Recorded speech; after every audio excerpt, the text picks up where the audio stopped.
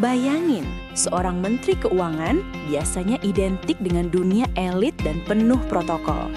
Tapi Purbaya justru dikenal sederhana, apa adanya, bahkan kebiasaannya mirip dengan rakyat kebanyakan. Yang sebenarnya, siapa sosok ini? Ketika nama Purbaya Yudi Sadewa diumumkan sebagai Menteri Keuangan, banyak orang tercengang. Ia bukanlah sosok yang sering menghiasi layar kaca atau headline media. Tidak ada riwayat panjang tampil dalam iklan politik, tidak juga membangun citra diri dengan jargon mewah. Justru, kesederhanaan dan ketenangan pribadinya yang membuat publik terheran. Bagaimana mungkin seorang tokoh yang relatif jarang disorot justru dipercaya mengelola uang negara? Berbeda dengan pejabat lain yang sering terlihat dengan jas mahal, protokol ketat, atau gaya hidup glamor, Purbaya lebih sering ditemui dalam aktivitas yang justru sangat membumi. Ia dikenal sebagai sosok yang nyaman dengan kemeja sederhana, bercengkerama dengan masyarakat tanpa sekat, bahkan tak segan berdiri di tengah keramaian tanpa pengawalan berlebihan.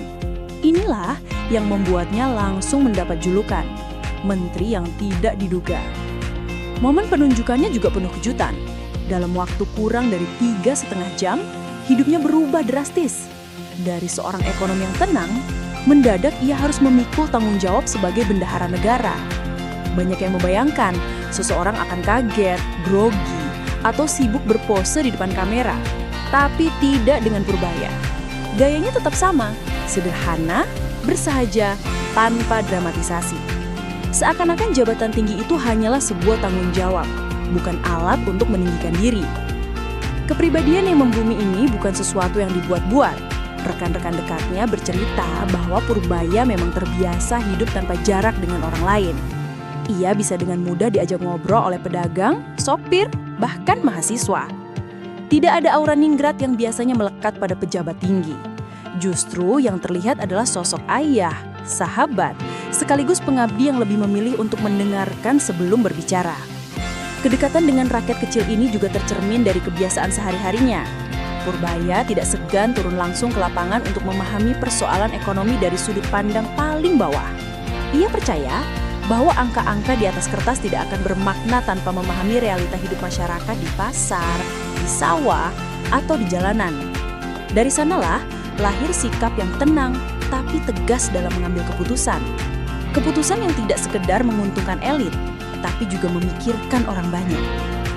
Yang menarik, penunjukan Purbaya juga menyingkap sisi unik dunia politik Indonesia.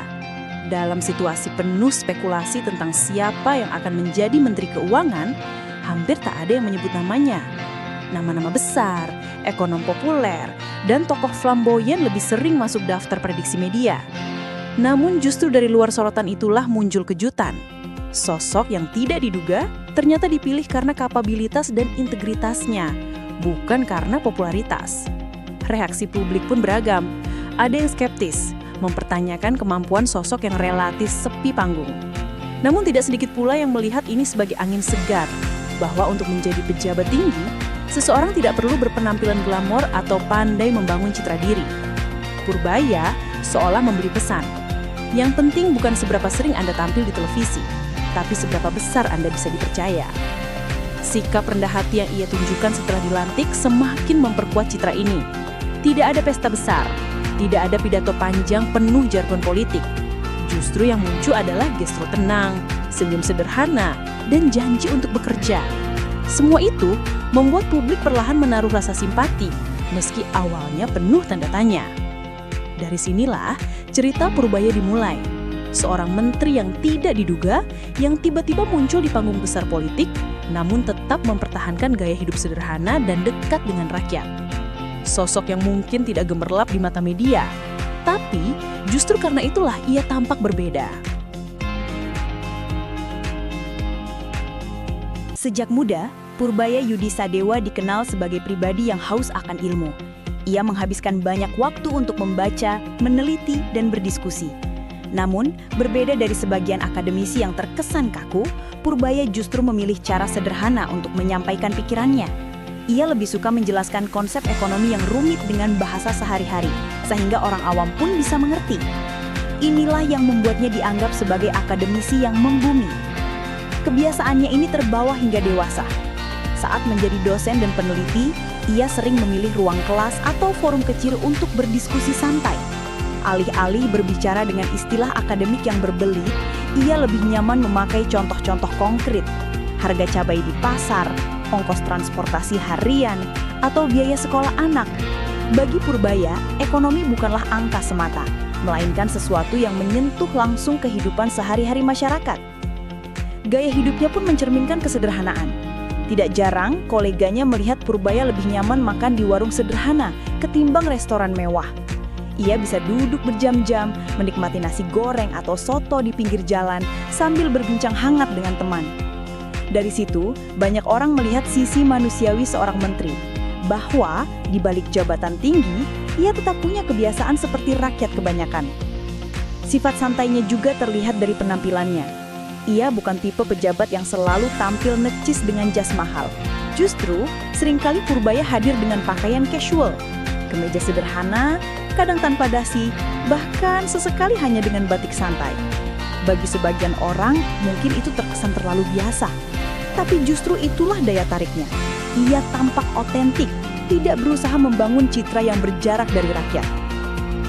Koleganya di kampus dan lembaga riset juga sering bercerita bahwa Purbaya adalah sosok yang mudah diajak diskusi, bahkan oleh mahasiswa sekalipun.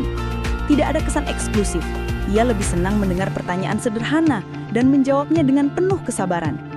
Bagi mahasiswa, momen berbincang dengan Purbaya terasa lebih seperti ngobrol dengan senior yang bijak, bukan dengan figur otoritatif yang menakutkan. Sikap membuminya membuat Purbaya disukai banyak kalangan. Ia bisa diterima di ruang akademis yang penuh teori, sekaligus di ruang publik yang penuh obrolan ringan. Seseorang yang punya gelar dan reputasi, tapi tetap bisa tertawa lepas di warung kopi atau menyapa hangat pedagang kecil. Tidak heran jika banyak orang berkomentar, dia menteri tapi nggak kayak menteri. Kesederhanaan ini juga menjadi kekuatannya dalam menjembatani dunia akademis dengan realita masyarakat. Saat berbicara soal kebijakan ekonomi, Purbaya selalu mencoba menempatkan diri di posisi rakyat kecil. Ia paham bahwa angka pertumbuhan ekonomi akan terasa hampa jika harga kebutuhan pokok tetap tinggi. Ia tahu bahwa teori subsidi dan inflasi tidak ada artinya bila ongkos transportasi sehari-hari masih mencekik. Inilah alasan mengapa gagasannya sering terdengar relevan, bukan hanya di ruang rapat, tapi juga di telinga masyarakat biasa. Pada akhirnya, sosok akademisi seperti Purbaya memberi warna baru dalam wajah birokrasi Indonesia. Ia menunjukkan bahwa seorang menteri tidak harus selalu tampil dengan jarak, penuh simbol formalitas atau gaya eksklusif. Justru, dengan menjadi dirinya sendiri, seorang akademisi yang membumi, ia lebih mudah menyentuh hati masyarakat. Dan mungkin inilah alasan mengapa banyak orang percaya bahwa kepemimpinannya akan membawa perubahan nyata. Banyak cerita unik yang menggambarkan betapa Purbaya Yudisadewa tidak pernah jauh dari kebiasaan rakyat biasa. Meski kini ia menyandang jabatan penting sebagai Menteri Keuangan, Purbaya tetap memilih menjalani hidup dengan cara sederhana. Ia bukan tipe pejabat yang menuntut protokol panjang atau pengawalan berlapis. Justru sebaliknya, ia sering terlihat antre bersama masyarakat di tempat umum tanpa merasa perlu mendapat perlakuan khusus. Kebiasaannya ini membuat banyak orang kaget, sekaligus kagum. Di saat banyak pejabat lain dikelilingi ajudan dan protokol ketat, Purbaya lebih senang berjalan sendiri atau ditemani hanya oleh 1-2 staf. Ia tidak merasa perlu menonjolkan wibawa lewat jarak atau pengawalan. Baginya, kepercayaan dan rasa hormat bukan didapat dari simbol kekuasaan, melainkan dari sikap yang membumi. Ada sebuah kisah menarik ketika ia memilih makan siang di kantin kampus. Bayangkan, seorang menteri yang seharusnya bisa dengan mudah memilih restoran mewah, justru duduk bersama mahasiswa dan dosen di ruang sederhana, menikmati makanan ala kadarnya. Purbaya bahkan sempat bercanda dengan para mahasiswa, seakan-akan ia bukanlah pejabat negara, melainkan senior kampus yang masih akrab dengan suasana lama. Momen seperti inilah yang membuat orang melihat sisi humanis Purbaya yang jarang dimiliki pejabat lain. Kebiasaan makan di tempat sederhana juga sering ia lakukan di luar kampus. Ada yang bercerita pernah melihat Purbaya mampir ke warung nasi pinggir jalan. Ia tidak menuntut pelayanan istimewa, tidak canggung dengan kursi kayu atau piring seng, dan bahkan tampak sangat menikmati suasana itu. Di sanalah ia merasa dekat dengan kehidupan rakyat sehari-hari, merasakan langsung apa yang dirasakan orang kecil. Tidak hanya soal makan, kebiasaan Purbaya yang dekat dengan rakyat juga terlihat dari caranya berinteraksi. Ia mudah menyapa orang yang ditemuinya, entah itu pedagang kecil, mahasiswa, atau masyarakat biasa. Seringkali ia membuka percakapan dengan ringan, bertanya kabar, harga barang, atau sekedar melontarkan humor sederhana. Gaya komunikasinya tidak kaku, justru penuh kehangatan. Sikap ini membawa pesan penting bahwa jabatan tinggi tidak harus membuat seseorang berjarak dengan masyarakat. Purbaya menunjukkan bahwa seorang menteri pun bisa tetap antre di kasir, bisa tetap nongkrong di kantin, bisa tetap membeli makanan di warung tanpa kehilangan wibawa. Justru dari situlah ia mendapat penghargaan sejati, penghargaan yang lahir dari ketulusan, bukan sekedar dari status. Kedekatannya dengan kebiasaan rakyat juga membantu Purbaya memahami masalah nyata yang dihadapi masyarakat. Saat ia mendengar langsung keluhan soal harga kebutuhan pokok, soal biaya transportasi atau soal biaya kuliah, Purbaya bisa merasakan bahwa angka-angka dalam laporan ekonomi punya wajah nyata di lapangan. Itulah yang kemudian ia bawa dalam pertimbangan kebijakan agar setiap keputusan lebih berpihak pada rakyat kecil. Pada akhirnya citra Purbaya sebagai menteri yang tetap merakyat bukanlah pencitraan buatan. Itu lahir dari kebiasaan sehari-hari yang konsisten ia jalani sejak lama. Dari sikap sederhana, pilihan hidup yang tidak berlebihan, hingga interaksi hangat dengan masyarakat, semua itu membentuk sosok menteri yang terasa dekat, bukan menteri yang terasing di balik dinding kekuasaan.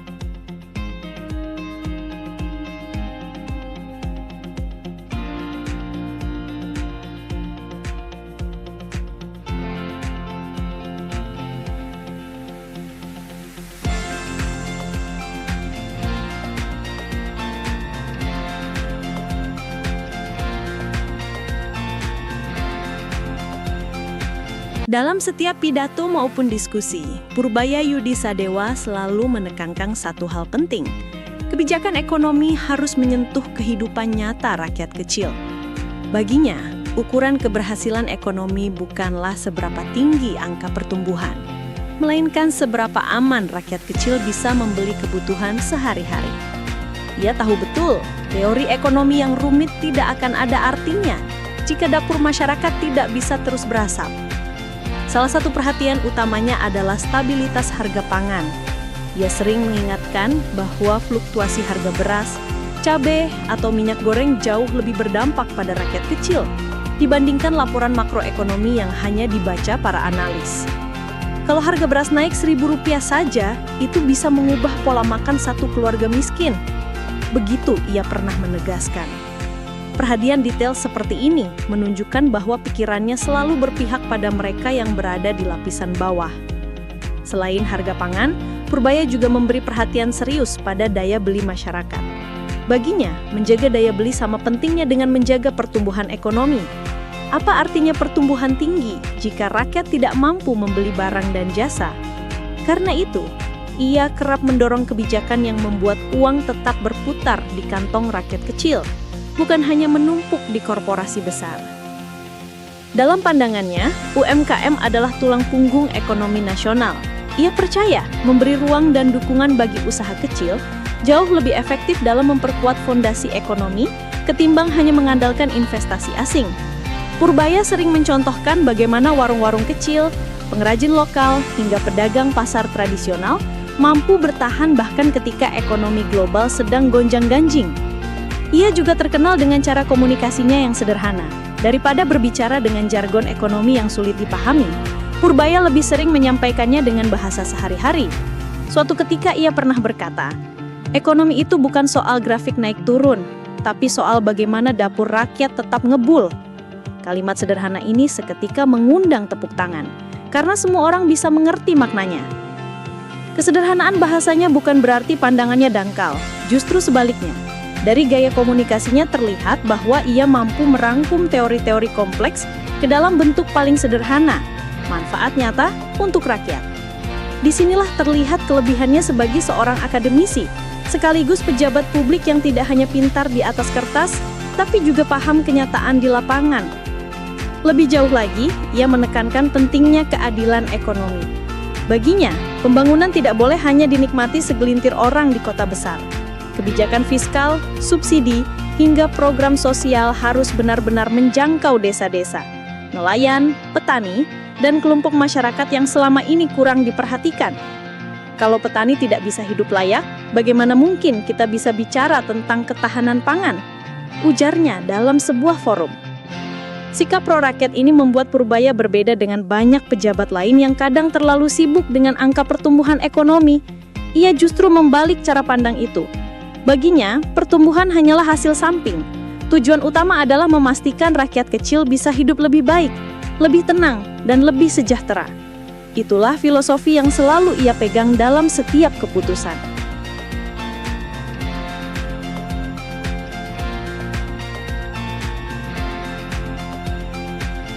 Kehadiran Purbaya Yudisadewa sebagai Menteri Keuangan seakan membawa angin segar dalam dunia politik dan ekonomi Indonesia. Selama ini, kursi Menkeu seling identik dengan sosok pejabat berwibawa, penuh dengan istilah teknis dan jauh dari keseharian rakyat. Tapi Purbaya datang dengan wajah yang berbeda. Ia tampil sebagai figur yang membumi, dengan gaya hidup sederhana, seolah mewakili suara masyarakat kecil yang selama ini jarang terwakili dalam kebijakan besar negara. Publik melihat kesederhanaannya sebagai tanda bahwa kebijakan fiskal tidak lagi hanya soal angka triliunan rupiah, melainkan soal bagaimana uang negara benar-benar kembali untuk kepentingan rakyat. Perbedaan gaya ini membuat masyarakat merasa lebih dekat dengan kursi Menkeu. Jika dulu jabatan itu terkesan hanya milik kelas elit, kini muncul keyakinan bahwa seseorang yang hidup sederhana pun bisa membawa perubahan besar. Purbaya berhasil mengikis jarak antara rakyat dan kementerian, sesuatu yang sebelumnya terasa sulit dicapai. Bahkan sebagian masyarakat menganggap Purbaya sebagai perwujudan harapan bahwa ekonomi tidak harus dikelola dengan kaku. Ia menghadirkan sisi humanis dalam kebijakan.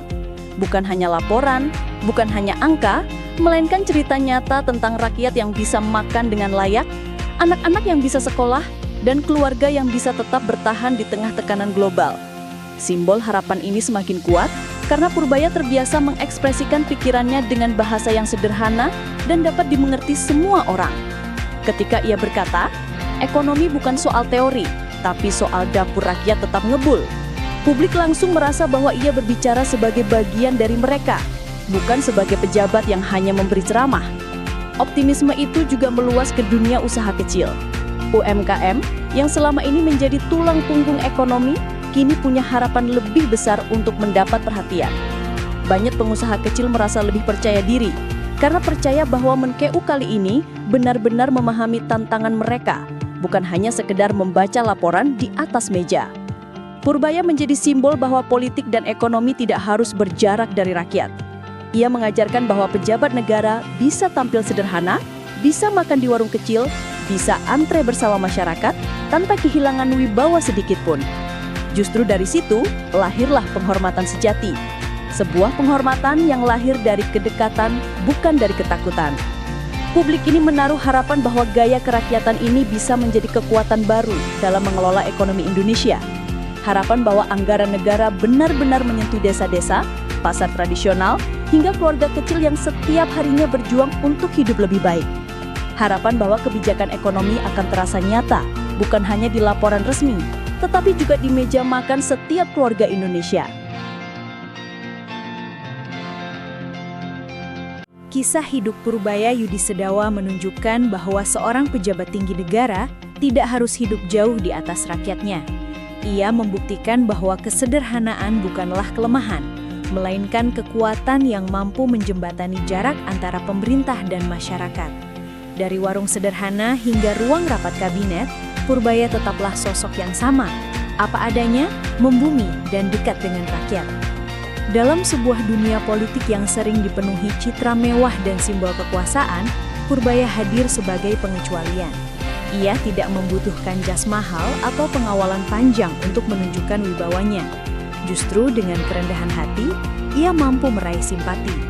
Rakyat bisa melihat ketulusan dari tindakannya, bukan dari simbol-simbol luar yang sering menipu mata. Kekuatan Purbaya ada pada keberpihakannya. Ia selalu mengingatkan bahwa ekonomi bukan hanya soal grafik atau angka pertumbuhan, melainkan soal bagaimana dapur rakyat tetap mengepul. Prinsip sederhana ini menjadi pegangan dalam setiap kebijakannya, sekaligus pengingat bahwa inti dari pemerintahan adalah menyejahterakan rakyat kecil. Kehadirannya membawa pesan penting bagi generasi muda Indonesia, bahwa kekuasaan tidak harus membuat seseorang lupa diri, bahwa jabatan tinggi bisa dijalani dengan penuh tanggung jawab, tanpa kehilangan kedekatan dengan masyarakat. Purbaya mengajarkan bahwa kerendahan hati adalah bentuk kepemimpinan yang paling kuat. Tidak heran jika banyak orang melihatnya sebagai simbol harapan baru. Harapan bahwa di tengah kerasnya dunia politik, masih ada sosok yang benar-benar berpikir untuk rakyat. Harapan bahwa ekonomi negeri ini bisa dikelola bukan hanya untuk segelintir elit, tetapi untuk seluruh masyarakat, dari kota besar hingga desa terpencil. Setiap kisah tentang Purbaya mengingatkan kita bahwa pejabat bukanlah penguasa, melainkan pelayan rakyat. Dan dalam peran itulah seorang pemimpin sejati diuji. Apakah ia mampu tetap rendah hati? Apakah ia mampu tetap berpihak? Dan apakah ia mampu membawa suara rakyat kecil ke meja pengambilan keputusan? Pada akhirnya, kisah Purbaya bukan hanya tentang seorang menteri keuangan. Ini adalah kisah tentang nilai-nilai kepemimpinan yang sesungguhnya. Keberanian untuk tetap sederhana, kekuatan untuk berpihak pada yang lemah, dan kebijaksanaan untuk menjadikan rakyat sebagai pusat dari setiap keputusan. Sejarah mungkin akan mencatatnya sebagai menteri yang membumi, tapi bagi rakyat, ia akan dikenang sebagai sosok yang membuktikan bahwa kerendahan hati bisa menjadi kekuatan terbesar seorang pemimpin. Dan dari sinilah lahir sebuah pelajaran penting. Kekuasaan sejati bukanlah tentang seberapa tinggi jabatanmu, melainkan seberapa dekat engkau dengan rakyatmu.